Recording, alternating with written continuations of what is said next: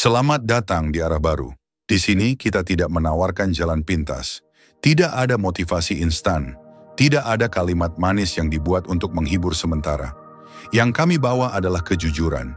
Kejujuran yang terkadang terasa pahit, tapi justru di sanalah awal dari penyembuhan dimulai. Karena hidup bukan soal terlihat baik dari luar, tapi tentang bagaimana kita membersihkan yang racun dari dalam. Hari ini, kita tidak sedang berbicara soal dunia luar. Bukan tentang siapa yang menyakiti kita, bukan tentang sistem yang tidak adil, bukan tentang kesalahan masa lalu yang tak bisa diulang. Hari ini kita membalik cermin, menatap langsung pada diri, dan bertanya dengan jujur, apa saja yang masih kita pelihara, padahal perlahan sedang menghancurkan kita.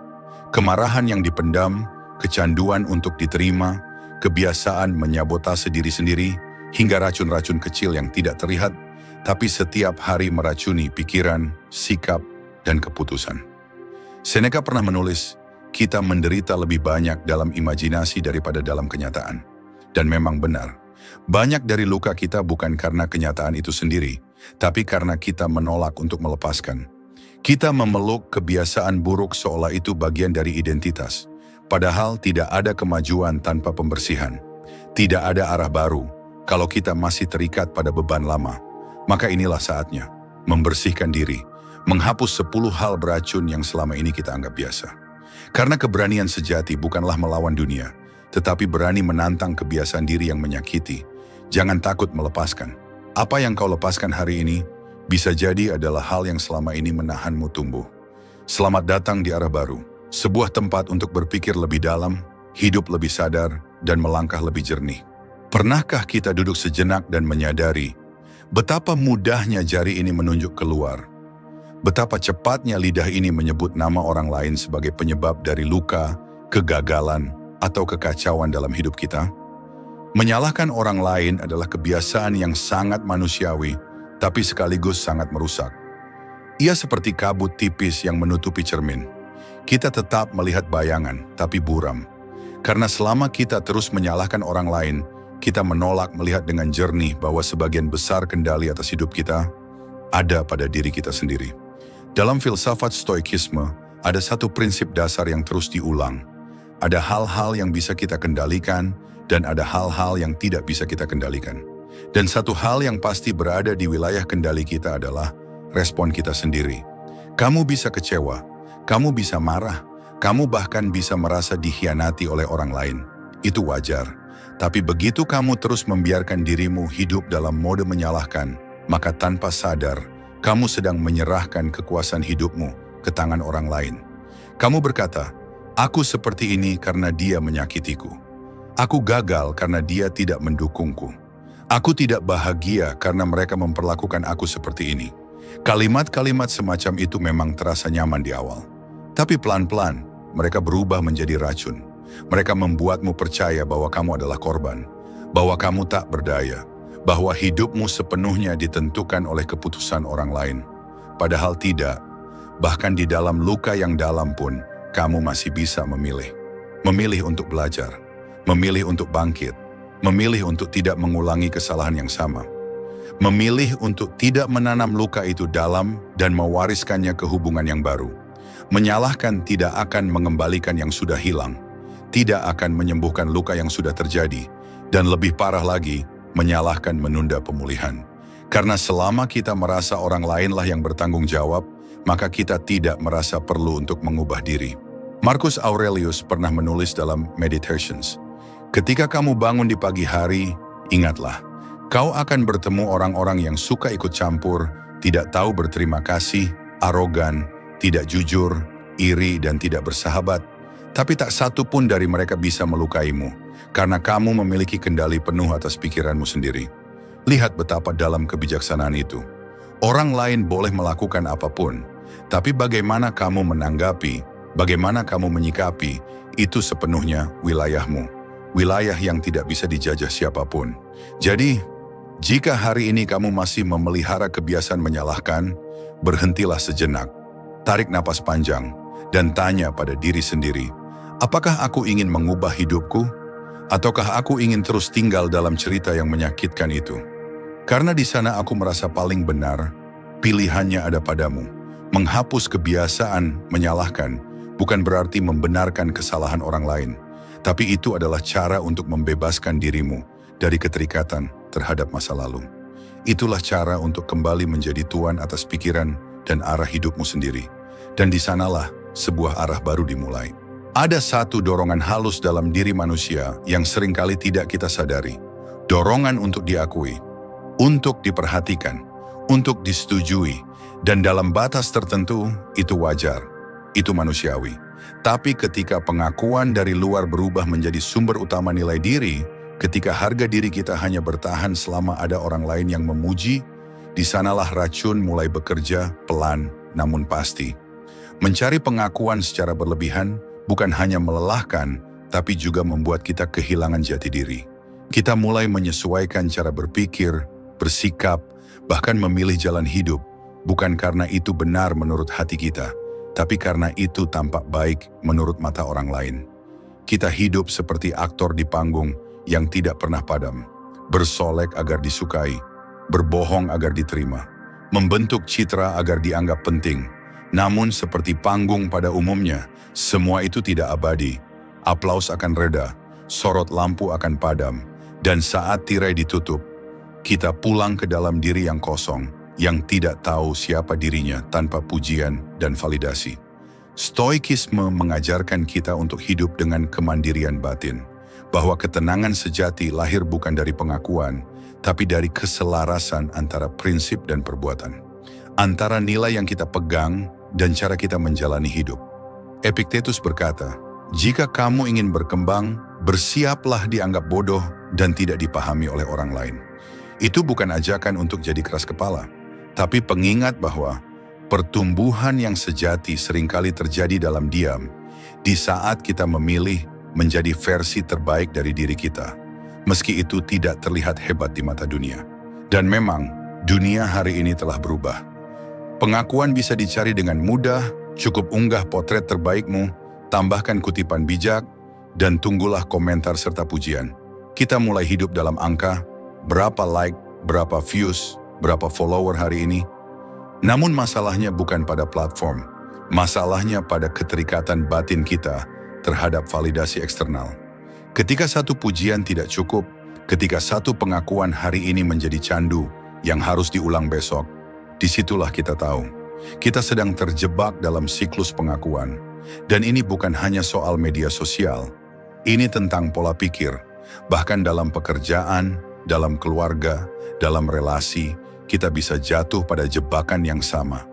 Terus-menerus membuktikan diri, karena kita merasa belum cukup berharga jika belum mendapat pengakuan dari orang lain. Padahal pertanyaannya sederhana.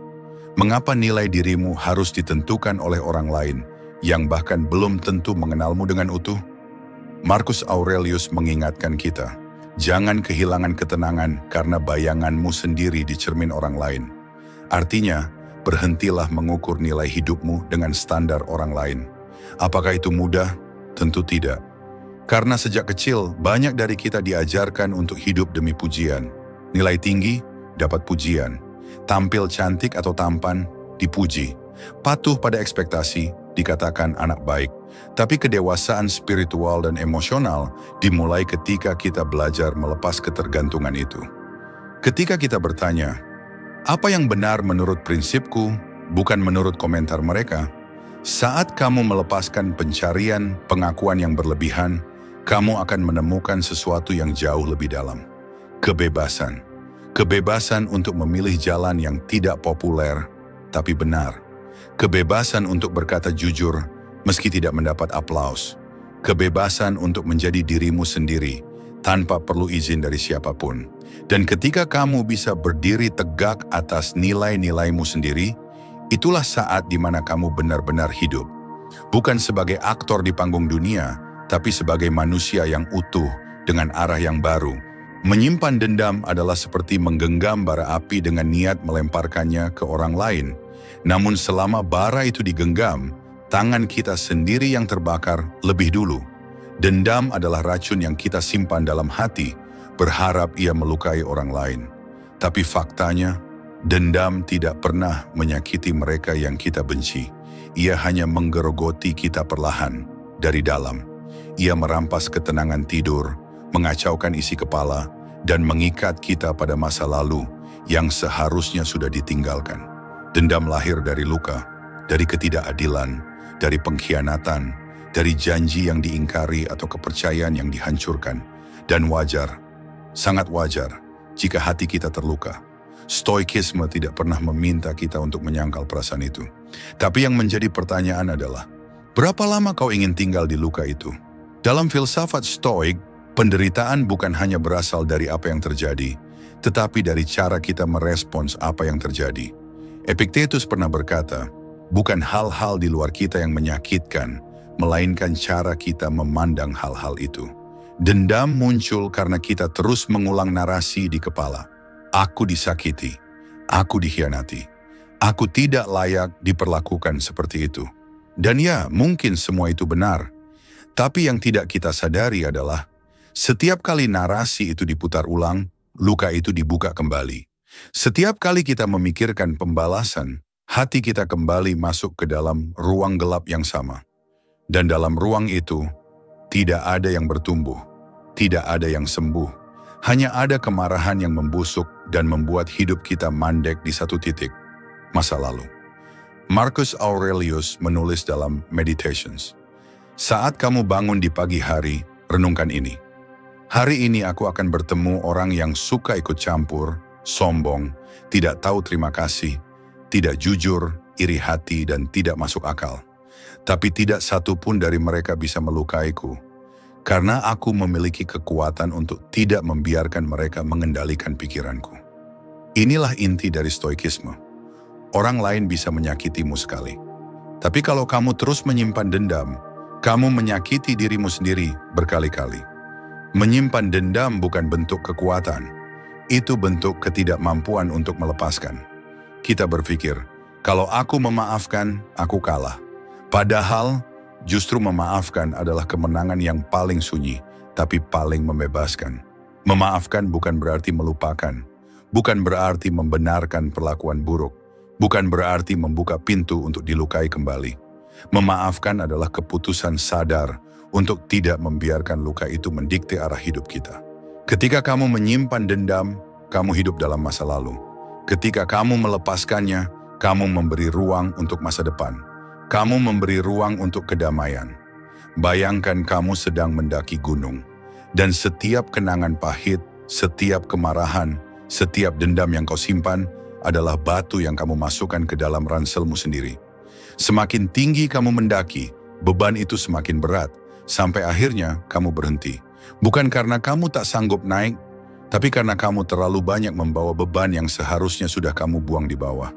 Kita tidak bisa memilih bagaimana orang lain memperlakukan kita, tapi kita selalu bisa memilih bagaimana kita menanggapi mereka. Dan itulah letak kebebasan kita. Itulah letak kedewasaan kita. Itulah arah baru yang hanya bisa dimulai ketika kita berani berkata, aku tidak akan lagi membiarkan orang yang menyakitiku dulu, terus memiliki kekuasaan atas hidupku hari ini. Hari itu kamu tidak lagi dikendalikan oleh kemarahan. Hari itu kamu mulai mengembalikan kendali pada dirimu sendiri. Hari itu kamu mulai sembuh, dan di sanalah perjalanan barumu dimulai. Pernahkah kamu merasa lelah, padahal seharian tidak melakukan apa-apa yang berat secara fisik? Tubuhmu diam, tapi pikiranmu sibuk. Begitu sibuk sampai tak tahu lagi harus memikirkan apa. Kita menyebutnya overthinking, dan bukan sekadar berpikir, tapi berpikir terlalu jauh, terlalu sering, dan sering kali terlalu gelap. Kita memikirkan masa depan yang belum datang, mengulang masa lalu yang sudah lewat, menebak skenario terburuk yang belum tentu terjadi, dan menciptakan masalah yang sebenarnya tidak pernah ada. Overthinking tanpa arah ibarat perahu kecil yang hanyut di tengah samudera tanpa kompas. Tidak bergerak kemana-mana, tapi tetap diguncang ombak. Kamu tidak melangkah, tapi tetap lelah. Dan sayangnya, dalam kelelahan itu, kamu kehilangan satu hal penting, kendali atas dirimu sendiri. Stoikisme mengajarkan kita untuk membedakan mana hal yang bisa kita kendalikan dan mana yang tidak. Pikiran kita, tindakan kita, sikap kita, itu wilayah kita. Tapi apa yang orang pikirkan, bagaimana dunia berjalan, atau apa yang akan terjadi esok, itu bukan wilayah kita. Masalahnya, overthinking sering terjadi justru karena kita terlalu fokus pada apa yang tidak bisa kita kendalikan. Kita ingin tahu, apa yang akan terjadi kalau aku gagal? Apa yang mereka pikirkan tentangku? Apa nanti hidupku akan berantakan kalau aku salah langkah? Pertanyaan-pertanyaan itu seperti kabut, mengaburkan pandangan, melemahkan langkah. Dan ironisnya, semakin kita berpikir, semakin kita tak bergerak. Kita menjadi tahanan dari kekhawatiran kita sendiri. Marcus Aurelius dalam Meditations menulis, kesusahan kita lebih sering disebabkan oleh imajinasi kita sendiri daripada oleh realitas. Dan memang benar, kita tidak hidup dalam kenyataan, tapi dalam interpretasi kita tentang kenyataan. Kita bayangkan yang terburuk, kita ulang kesalahan yang dulu, kita buat skenario negatif di kepala, seolah-olah dunia sedang merencanakan kejatuhan kita. Padahal dunia bahkan tidak memperhatikan. Overthinking membuat kita kehilangan momen. Saat kita bersama keluarga, pikiran kita di pekerjaan. Saat kita istirahat, pikiran kita di masalah. Saat kita tidur, pikiran kita malah bekerja lebih keras dari tubuh kita yang sudah lelah. Dan perlahan, kita menjauh dari hidup itu sendiri. Karena hidup hanya bisa benar-benar dirasakan saat kita hadir. Lalu apa solusinya? Bukan dengan berhenti berpikir, tapi dengan mengarahkan pikiran. Bukan dengan membunuh kecemasan, tapi dengan mengenali mana kekhawatiran yang perlu ditindaklanjuti dan mana yang hanya ilusi dari rasa takut. Latih dirimu untuk bertanya, apakah ini bisa aku kendalikan? Jika tidak, lepaskan. Jika iya, lakukan sesuatu. Berhentilah menebak masa depan. Mulailah hadir di hari ini, karena tidak ada satupun keputusan baik yang lahir dari pikiran yang keruh. Dan jika kamu harus berpikir, berpikirlah untuk bertindak, bukan untuk menyiksa diri. Berlatih pernapasan, menulis pikiranmu di atas kertas, mendalami prinsip-prinsip hidup yang kamu pegang. Semua itu bukan sekadar terapi, tapi bentuk kesadaran. Stoikisme tidak mengajakmu untuk mati rasa, tapi mengajarkan bagaimana kamu bisa hidup dengan pikiran yang jernih dalam dunia yang penuh distraksi. Overthinking tanpa arah adalah beban yang tak terlihat, tapi kamu bisa memilih untuk berhenti memikulnya. Karena hidup tidak butuh jawaban untuk semuanya. Kadang yang dibutuhkan hanya keberanian untuk melangkah, satu langkah sadar, satu keputusan tenang. Dan ketika kamu mulai mengambil alih pikiranmu sendiri, kamu akan menemukan satu hal yang selama ini hilang. Keheningan. Dan dari keheningan itulah arah baru dalam hidupmu bisa lahir. Di awalnya, perfeksionisme terlihat seperti ambisi. Ia menyamar sebagai motivasi, sebagai standar tinggi, sebagai dorongan untuk selalu jadi lebih baik. Tapi lama-kelamaan, tanpa kita sadari, perfeksionisme berubah menjadi beban. Ia tidak lagi mendorong kita maju, tapi justru menekan kita ke bawah. Perfeksionisme membuat kita percaya bahwa jika tidak sempurna, maka tidak layak. Jika tidak maksimal, maka sia-sia. Jika tidak mengesankan, maka sebaiknya jangan sama sekali.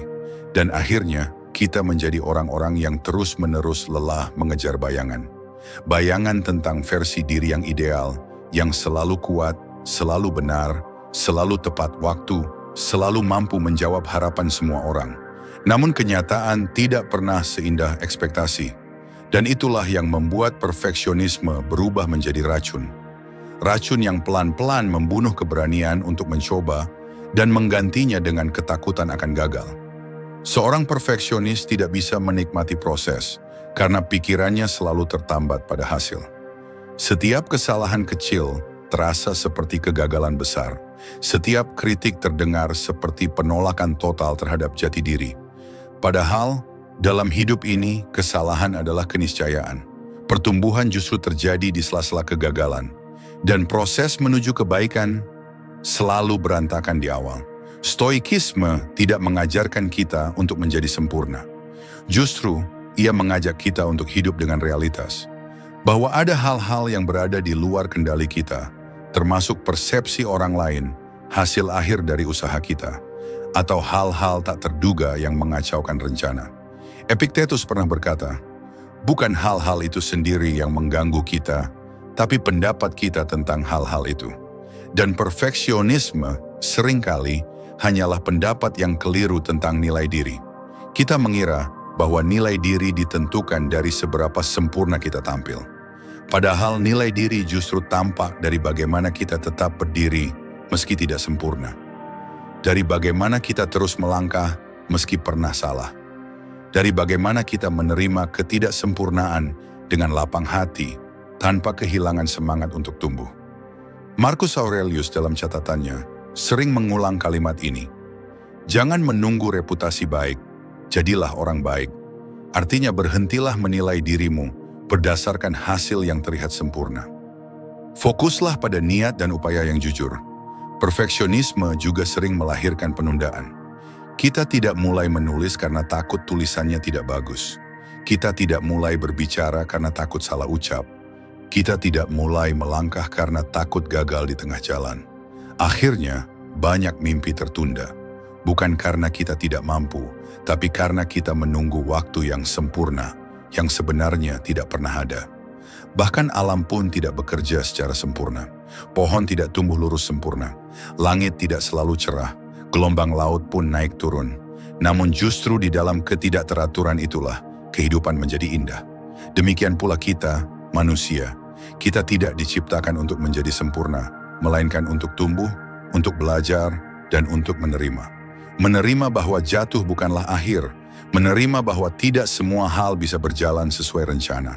Dan yang paling penting, menerima bahwa kita tetap layak dihargai, bahkan di tengah kekurangan. Jadi jika kamu merasa perfeksionisme sudah menjadi beban, sudah saatnya kamu bertanya, apakah ini masih tentang kualitas? Ataukah ini tentang rasa takut untuk dianggap kurang? Karena jika yang kamu kejar adalah validasi, bukan pertumbuhan, maka kamu bukan sedang berusaha, tapi sedang menyiksa dirimu sendiri. Hari ini bebaskan dirimu dari tuntutan untuk sempurna. Fokuslah pada kemajuan kecil yang konsisten. Rayakan setiap langkah yang jujur. Dan bersikaplah lembut pada dirimu yang sedang belajar. Karena pada akhirnya hidup bukan soal menjadi sempurna, tapi menjadi utuh dengan segala luka, salah dan perbaikannya. Dan dari keutuhan itulah arah baru akan tumbuh. Bukan dari pencitraan tanpa celah, tapi dari keberanian untuk terus menjadi lebih baik, meski belum jadi yang terbaik. Masa lalu adalah guru yang bijak, tapi ia bukan tempat tinggal. Kita semua punya kenangan. Ada yang manis, ada yang pahit, ada yang kita kenang dengan senyum, tapi tidak sedikit yang muncul dalam bentuk luka yang belum sembuh. Namun masalahnya bukan terletak pada kenangan itu sendiri. Masalahnya muncul ketika kita terlalu menggantungkan hidup kita pada masa lalu yang tidak bisa diubah. Kita terjebak bukan karena masa lalu itu kuat, tapi karena kita menolak untuk melepaskannya. Kita hidup hari ini, tapi hati kita masih tertinggal di sana. Di kata-kata yang menyakitkan, di keputusan yang disesali, di orang yang sudah lama pergi, di kegagalan yang terus diputar ulang dalam kepala. Kita berkata, andai dulu aku tidak memilih jalan itu, atau kalau saja dia tetap bertahan, atau seandainya aku tidak menyerah di titik itu. Frasa-frasa seperti ini terlihat tidak berbahaya, tapi perlahan mereka membentuk penjara. Penjara yang mengikat kita pada bayang-bayang, bukan pada kenyataan. Padahal dalam filsafat stoikisme, yang utama adalah saat ini. Yang bisa kamu kendalikan adalah sekarang. Bukan kemarin yang sudah mati, bukan besok yang belum tentu datang. Epictetus pernah berkata, saat kamu ingin maju, jangan biarkan masa lalu menarikmu ke belakang seperti beban yang kamu pikul. Karena begitulah cara kerja ketergantungan pada masa lalu. Ia membuat langkah kita berat.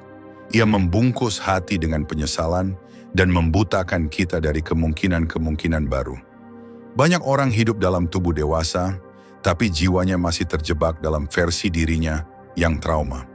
Kita terus membangun narasi. Aku seperti ini karena masa kecilku sulit.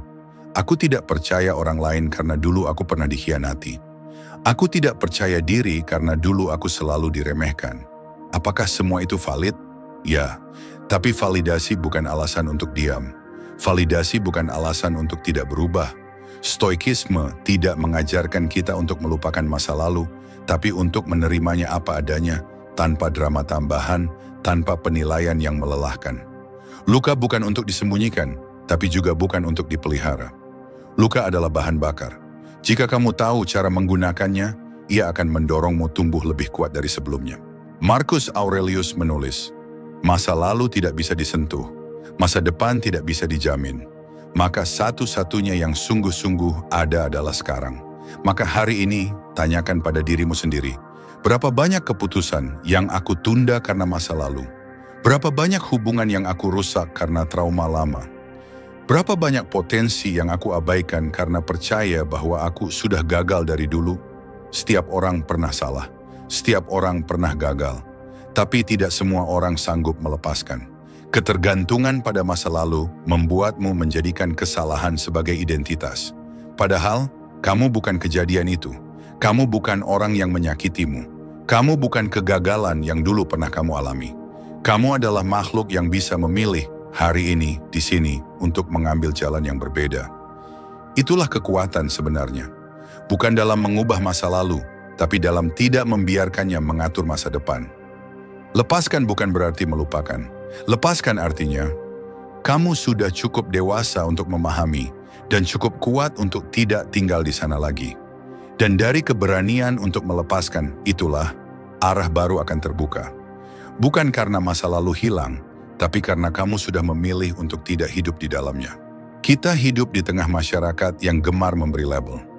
Setiap keputusan kita, setiap gerak-gerik kita, setiap pilihan kecil dalam hidup bisa menjadi bahan penilaian. Dan kita pun belajar untuk berhati-hati. Berhati-hati bukan karena prinsip, tapi karena ketakutan, takut tidak disukai, takut dikritik, takut dikira gagal. Kita mulai menyensor diri sendiri. Bukan karena kita tidak tahu siapa diri kita, tapi karena kita terlalu sibuk membayangkan siapa yang sedang mengamati. Lama-lama, kita tidak lagi hidup untuk menjalani hidup, melainkan untuk mempertahankan citra. Kita tidak lagi memilih karena apa yang benar, melainkan karena apa yang akan terlihat baik di mata orang lain. Inilah racun yang diam-diam melemahkan jiwa. Ketakutan akan penilaian orang lain. Racun ini tidak datang dalam bentuk suara keras. Ia hadir dalam bisikan halus. Kalau kamu gagal, nanti orang bilang apa? Kalau kamu terlihat lemah, mereka tidak akan menghargaimu lagi. Kalau kamu berbeda, kamu akan dijauhi. Dan dari bisikan itu lahirlah kehidupan yang penuh kepalsuan. Kita tersenyum saat hati remuk. Kita menyetujui sesuatu yang kita tidak yakini. Kita menahan pendapat yang tulus karena takut dianggap aneh. Dan yang paling menyedihkan, kita mulai kehilangan hubungan yang tulus karena semua interaksi kita dibangun di atas topeng. Dalam filsafat stoikisme, ini disebut sebagai keterikatan pada opini luar. Sebuah bentuk perbudakan jiwa karena kita menyerahkan kedaulatan atas hidup kita kepada penilaian orang lain. Epictetus berkata, "Jika kamu ingin bebas, jangan biarkan pujian atau celaan mengguncangmu."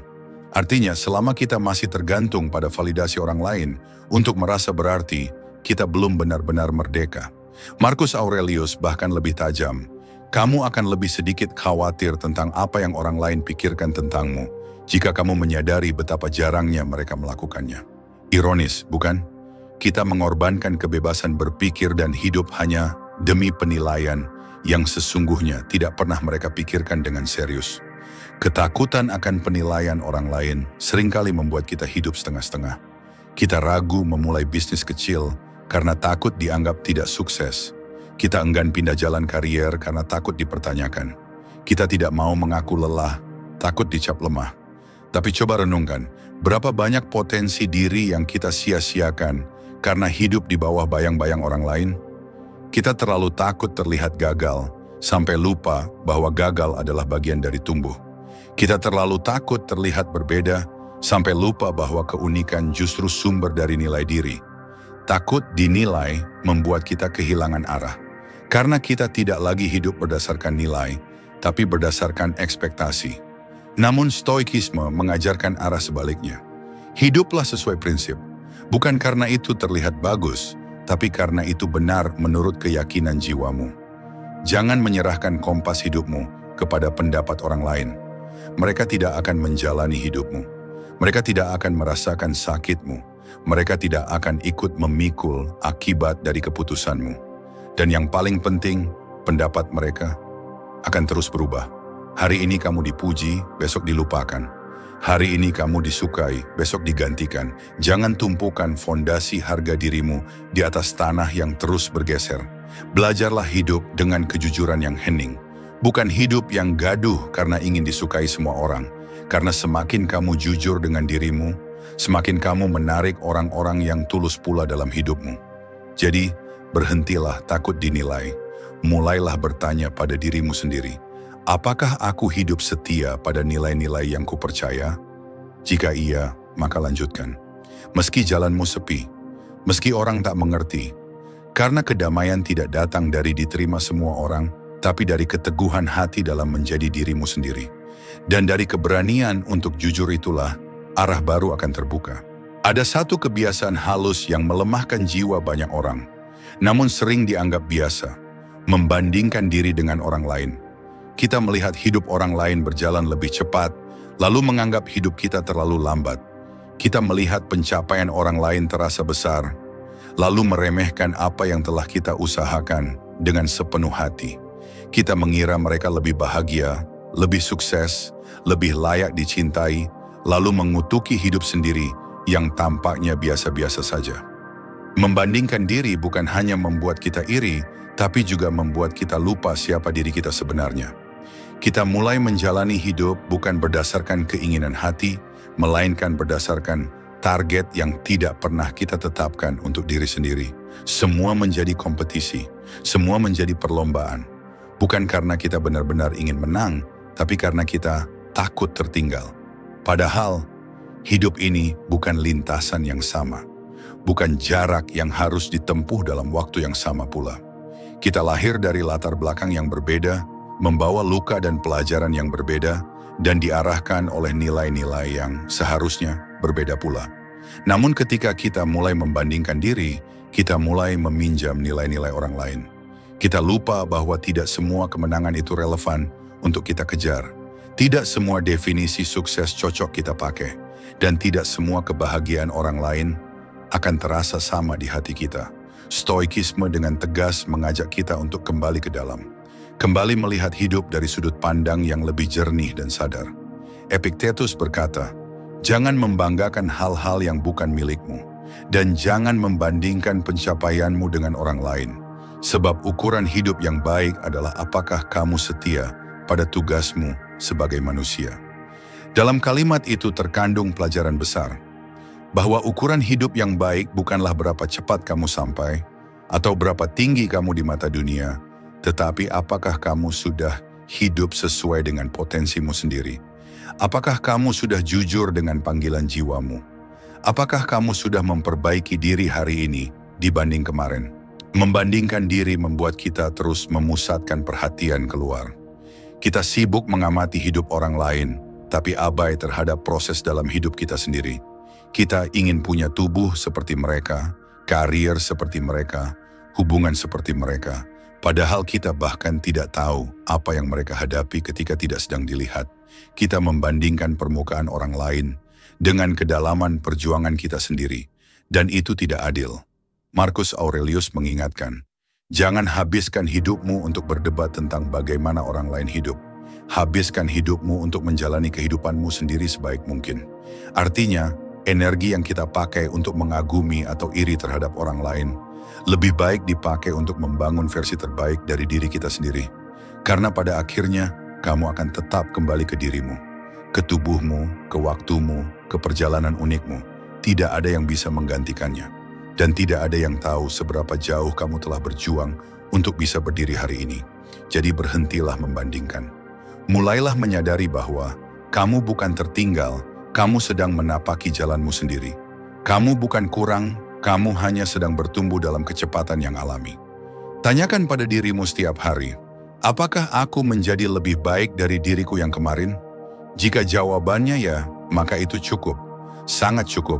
Karena arah baru dalam hidupmu tidak akan pernah muncul dari meniru arah orang lain. Arah baru hanya bisa lahir ketika kamu berani menapaki jalanmu sendiri, meski sunyi, meski berbeda, tapi jujur dan milikmu sepenuhnya. Dan semua penundaan itu terlihat berbahaya. Beberapa bahkan tampak biasa, seperti menunda membalas pesan penting, menunda menyelesaikan pekerjaan yang berarti, menunda percakapan yang seharusnya sudah dilakukan sejak lama. Tapi jika kita jujur, kita tahu bahwa penundaan-penundaan kecil itu perlahan membentuk jurang besar. Jurang antara siapa diri kita hari ini dan siapa diri kita yang seharusnya bisa kita capai. Menunda hal-hal yang penting bukan soal manajemen waktu. Bukan pula tentang kurangnya energi. Seringkali itu adalah tanda dari ketidaktegasan batin. Kita tahu apa yang harus dilakukan, tapi kita mencari alasan untuk tidak segera melakukannya. Entah karena takut gagal, takut terlihat lemah, takut menghadapi kenyataan, atau takut menerima perubahan yang tak bisa dihindari. Dan disitulah penundaan menjadi racun. Dalam stoikisme, waktu adalah satu-satunya sumber daya yang tak bisa dikembalikan. Kita bisa kehilangan uang dan mencarinya kembali. Kita bisa kehilangan posisi, kepercayaan, bahkan hubungan dan perlahan-lahan memperbaikinya. Tapi waktu tidak bisa disimpan, tidak bisa diputar ulang, tidak bisa dibeli. Itulah mengapa Marcus Aurelius, seorang kaisar Romawi yang juga filsuf stoik, dalam Meditations menulis, "Kau hidup seperti akan hidup selamanya, padahal kematian terus mendekat. Maka gunakan hari ini dengan sadar, karena esok belum tentu datang." Penundaan sering bersembunyi di balik kalimat seperti, "Nanti saja kalau sudah siap, saya masih menunggu waktu yang tepat," atau mungkin besok ketika semua sudah lebih tenang. Tapi mari kita renungkan dengan jujur, kapan terakhir kali waktu benar-benar terasa tepat? Kapan situasi benar-benar sempurna? Seringkali momen terpenting dalam hidup justru terjadi saat kita merasa belum siap. Karena yang kita butuhkan bukan momen yang sempurna. Yang kita butuhkan adalah keberanian untuk melangkah, meski sedikit, meski gemetar. Penundaan adalah bentuk pengkhianatan terhadap potensi diri. Kita tahu ada sesuatu yang bisa kita lakukan, tapi kita tunda sampai kesempatan itu lewat. Dan yang tersisa hanya penyesalan, karena hal-hal yang kita tunda hari ini seringkali menjadi beban batin esok hari. Terkadang kita menunda karena merasa takut gagal. Padahal kegagalan terbesar justru terletak pada tidak mencoba sama sekali. Ketika kamu tunda meminta maaf, hubungan bisa memburuk. Ketika kamu tunda menyelesaikan tugas, kesempatan bisa menghilang. Ketika kamu tunda menjaga kesehatan, penyesalan bisa datang dalam bentuk penyakit yang terlambat dicegah. Stoikisme mengajarkan satu prinsip sederhana namun mendalam. Kehidupan yang baik adalah kehidupan yang dijalani sekarang. Bukan yang direncanakan besok, bukan yang dikenang kemarin, tapi yang dijalani hari ini. Karena hanya hari ini yang bisa kamu kendalikan. Dan hanya apa yang kamu lakukan sekarang yang bisa membawa perubahan nyata. Jangan tunggu hari istimewa untuk mulai bergerak. Karena sesungguhnya setiap hari adalah istimewa jika kamu menjalaninya dengan sadar. Setiap hari adalah peluang untuk memperbaiki arah, untuk memulai ulang, untuk mencicil perubahan kecil yang mengarah pada hidup yang lebih bermakna. Tanyakan pada dirimu sendiri, apa satu hal penting yang terus kutunda selama ini? Dan lebih penting lagi, siapa aku jika terus menunda itu seumur hidupku? Berhenti menunggu waktu yang tepat. Berhenti menghibur diri dengan alasan yang nyaman. Mulailah dengan satu langkah sederhana hari ini. Karena dalam keberanian mengambil langkah kecil, terletak perubahan besar yang tidak bisa ditunda lagi. Dan dari keberanian itu, arah baru akan terbentuk. Arah yang tidak dibangun dari rencana tanpa aksi, tapi dari tindakan sadar yang dimulai sekarang. Ada satu keyakinan yang begitu sunyi namun sangat kuat mempengaruhi cara seseorang menjalani hidup. Keyakinan bahwa dirinya tidak layak dicintai, tidak layak dihargai, tidak layak diperjuangkan, bahkan tidak layak untuk berhasil atau bahagia. Dan seringkali keyakinan ini tidak muncul dari logika, tapi dari luka, dari pengalaman ditolak, diremehkan, diabaikan atau dikhianati. Lalu secara perlahan, seseorang mulai menyimpulkan bahwa dirinya memang tidak cukup. Keyakinan semacam ini tidak terlihat secara langsung, namun bekerja seperti racun dalam air minum. Tak terasa, tapi terus menyebar. Ia memengaruhi cara seseorang memandang peluang. Ia menunda keputusan penting. Ia membisikkan kata-kata ragu setiap kali kita hampir bertumbuh. Ia membuat kita menolak kebaikan yang datang. karena merasa tidak pantas menerimanya. Dan begitulah tanpa sadar, banyak orang hidup di bawah bayang-bayang keyakinan ini, berjalan tapi tak percaya diri, bekerja tapi tak merasa cukup, mencintai tapi selalu curiga. Bukan karena dunia memperlakukan mereka buruk, tapi karena mereka memperlakukan diri mereka sendiri seperti musuh. Dalam Stoikisme, setiap manusia dipandang sebagai makhluk rasional yang memiliki kapasitas untuk bertumbuh, menentukan sikap, dan menemukan makna dalam hidupnya. Tidak ada manusia yang dilahirkan tanpa nilai. Tidak ada jiwa yang tidak berharga. Marcus Aurelius dalam Meditations menulis, "Kamu ada di dunia ini karena kamu bagian dari rencana alam semesta. Maka jangan rendahkan dirimu dengan pikiran bahwa kamu tidak pantas berada di sini." Betapa sering kita melupakan bahwa keberadaan kita saja sudah merupakan anugerah. Kita sibuk membandingkan diri, menyesali kegagalan, menyalahkan kekurangan, hingga lupa bahwa nilai kita tidak ditentukan oleh pencapaian atau penilaian luar, tapi oleh keberadaan yang sadar dan bertanggung jawab. Kamu tidak perlu menjadi luar biasa untuk menjadi layak. Kamu tidak perlu sempurna untuk berharga. Kamu tidak perlu menjadi seperti orang lain untuk pantas dicintai. Keyakinan bahwa diri tidak layak seringkali berasal dari narasi yang kita bangun di kepala. Narasi bahwa masa lalu menentukan seluruh masa depan, bahwa kesalahan adalah identitas tetap, bahwa luka tidak bisa disembuhkan.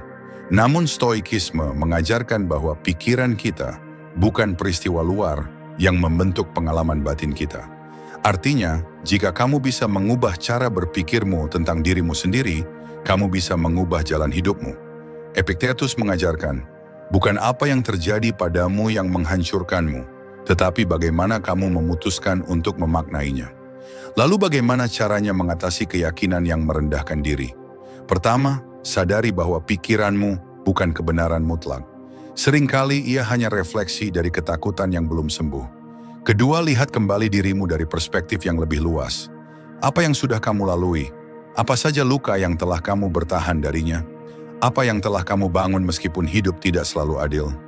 Mungkin kamu tidak menyadarinya, tapi keberadaanmu hari ini adalah bukti dari keberanian yang tidak semua orang miliki. Yang terakhir, dan ini yang paling penting, beranilah memberi ruang untuk penerimaan. Bukan untuk menyerah, tapi untuk membebaskan dirimu dari ekspektasi yang mustahil. Penerimaan bukan berarti kamu berhenti tumbuh. Penerimaan adalah fondasi agar kamu bisa tumbuh dengan arah yang sehat.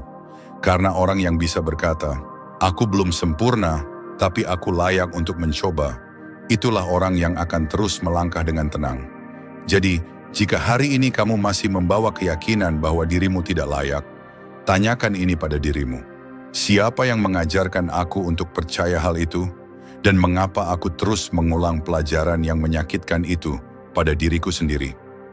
Mulailah menyusun ulang narasi tentang siapa dirimu. Kamu bukan produk dari kegagalan masa lalu, tapi proses dari keberanian yang terus kamu bangun hari ini. Dan dari keberanian itulah, arah baru akan lahir. Arah yang tidak lagi dibentuk oleh keraguan, tapi oleh penghormatan terhadap hidupmu sendiri. Hidup ini tidak selalu membutuhkan penambahan.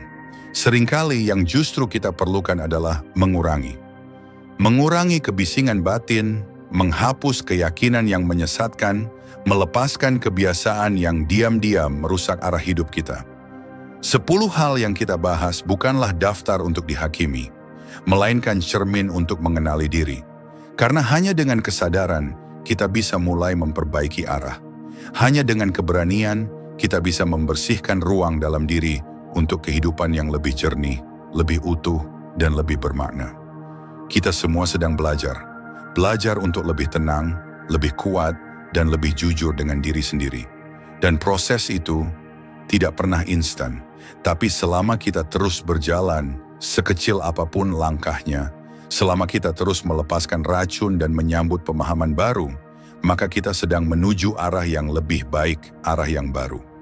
Untuk kamu yang merasa terbantu dengan konten seperti ini, yang ingin terus merenung, memperbaiki diri, dan menemukan makna hidup melalui sudut pandang yang lebih dalam dan bijak, jangan lupa untuk berlangganan channel Arah Baru. Setiap minggu kita akan kembali dengan monolog, refleksi, dan pandangan stoik tentang bagaimana menjalani hidup yang tenang, kuat, dan tetap jernih di tengah dunia yang penuh distraksi. Karena hidup bukan soal menjadi sempurna, tapi soal menjadi sadar dan setia menjalani arah yang kita pilih sendiri. Sampai jumpa di episode berikutnya. Tetaplah melangkah ke arah baru.